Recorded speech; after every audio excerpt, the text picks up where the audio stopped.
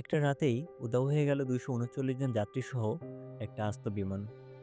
কোনো সিগন্যাল নেই, কোনো সস নেই। একটা প্লেন কিভাবে এমন হাওয়ায় মিলিয়ে যায় আজও কেউ জানে না। Breaking news tonight, a Malaysia Airlines flight. Malaysia Airlines flight MH370. Malaysia Airlines flight MH370. The missing Malaysian Airlines Flight 370. ২০১৪ সালের ৮ই মার্চ মালয়েশিয়া এয়ারলাইন্সের ফ্লাইট MH370 যাত্রা শুরু করেছিল কুয়ালালামপুর থেকে বেইজিংয়ের পথে। কিন্তু উত্তরণের ৩৮ মিনিট পরেই রাডার থেকে হারিয়ে যায় সেই প্লেন। শুরু হয় এক ইতিহাসের সবচেয়ে জটিল বিমান নিখোঁজ রহস্য।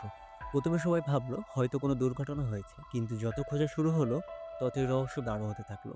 Looking at possible hijacking, maybe going back into Kennedy. They said they heard something that there might be intrusion into the cockpit.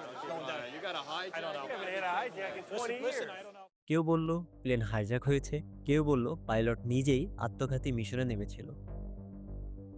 এমনকি কিছু থিওরি বলে এটা ছিল এক আন্তর্জাতিক ষড়যন্ত্র।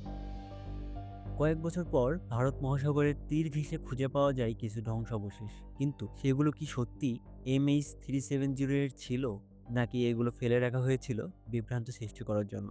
কারণ ব্ল্যাক বক্স আজও খুঁজে পাওয়া যায়নি।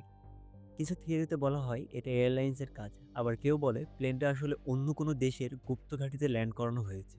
কয়েকজন থিওরি দেয় প্লেন রিমোট হাইজ্যাক করা হয়েছিল, যাত্রীরা আসলে এখনো জীবিত কিন্তু বন্দী।